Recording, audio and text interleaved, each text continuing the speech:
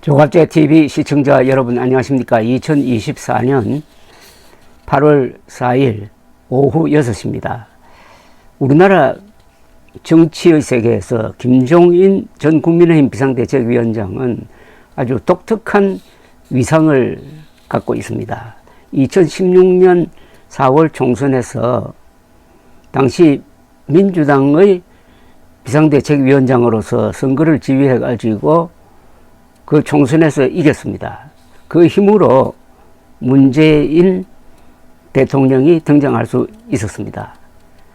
지난 2020년 총선에서 당시 미래통합당이 참패한 다음에 이 당의 비상대책위원장이 돼가지고 당명을 국민의힘으로 바꾸고, 그리고 이듬해 2021년 4월 서울 부산시장 보궐선거에서 국민의힘 후보가 압승을 했습니다.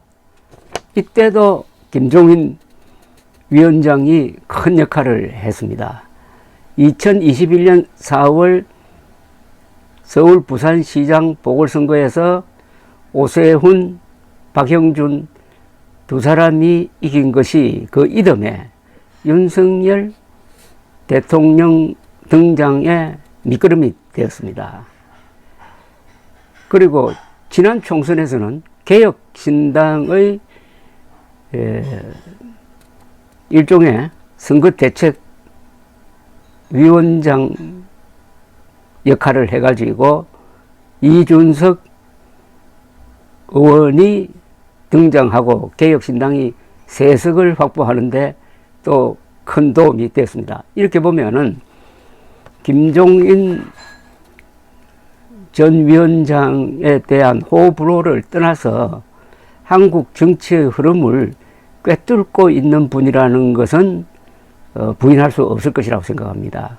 그런데 이 김종인 씨가 이틀 전에 중앙일보와 인터뷰를 했는데 그 내용이 아주 재밌는 게 많습니다. 그걸 한번 소개를 해드리겠습니다.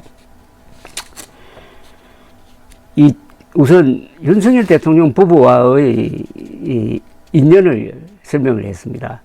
2021년 4월 서울시장 보궐선거가 끝나고 다음날 김종인 위원장이 국민의힘에서 나왔는데 그날 윤석열 전 검찰총장에게서 연락이 왔다고 합니다.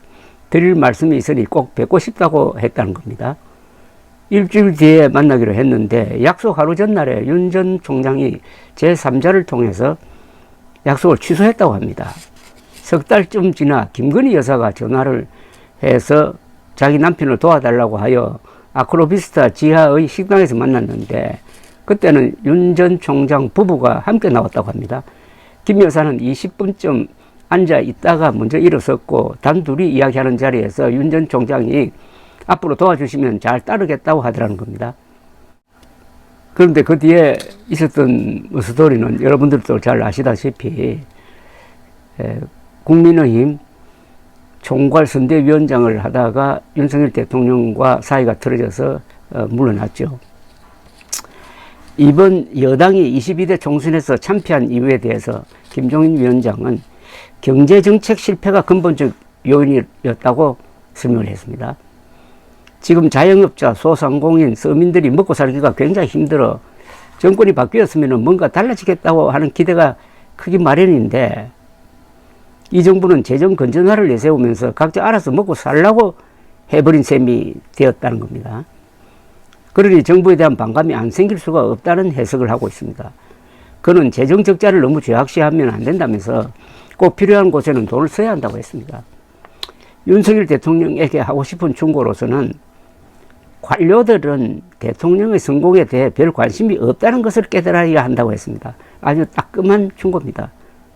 그 관료들은 다음 정권에서도 살아남아야 하기 때문입니다.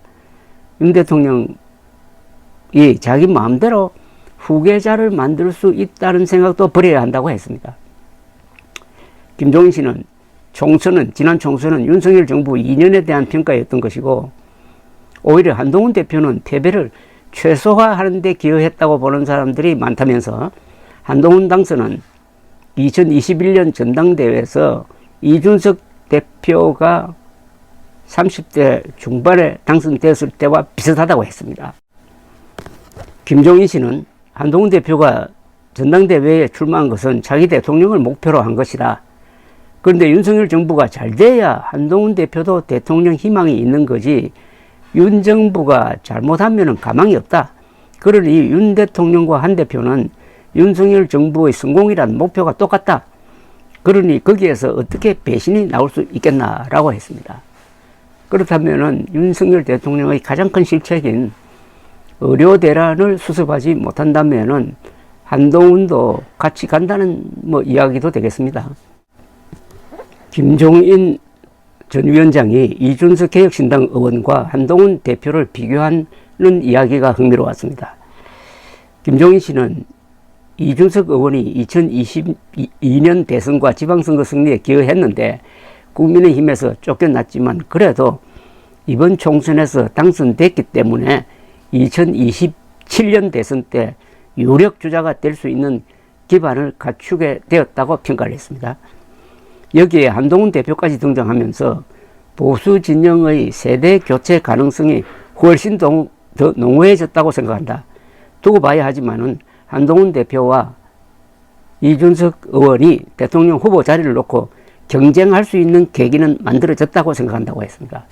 즉 보수 진영이 한동훈, 이준석 경쟁 체제를 만든 것 같다는 이 지적은 상당히 경청할 만한 가치가 있다고 생각합니다. 그러니까 보수의 위기도 물론이지만은 개혁신당 이준석이 그 보수의 대안 또는 보수의 구명적 역할도 할 수 있고 한동훈과 이준석 50대 한동훈과 곧 40이 되는 이준석이 대결하면은 이 보수가 세대교차도 되면서 새로운 국면을 맞이할 수 있고 여기서 무엇인가 돌파구가 나올 수 있다는 이야기입니다. 상당히 예언적인 이야기입니다. 김종인 씨는 이재명 전 대표의 운명은 법원에 달렸다고 정리를 했습니다. 다른 사람이 뭐라고 이야기할 수가 없다면서 이 전 대표가 최종심은 아니어도 1, 2심에서 유죄가 나와도 판세에 영향을 미치지 않을 것이라고 본다고 했습니다. 결국 여당은 야권 대선 후보가 이 전 대표라는 점을 상수로 놓고 대응 전략을 짜야 한다는 충고였습니다. 그는 역대 대통령들의 잇따른 실패가 대통령에게 너무 과도한 권력이 쏠리는 권력 구조에 기인하는 부분도 크다면서 내각제 등 대통령 권력을 줄이는 방향의 개헌이 꼭 필요하다고 강조를 했는데 대통령 4년 중임제로의 개헌은 지금보다 더 엉망이 된다고 고개를 흔들었습니다. 그러니까 내각제로의 개헌을 지지하는 것으로 보입니다. 감사합니다.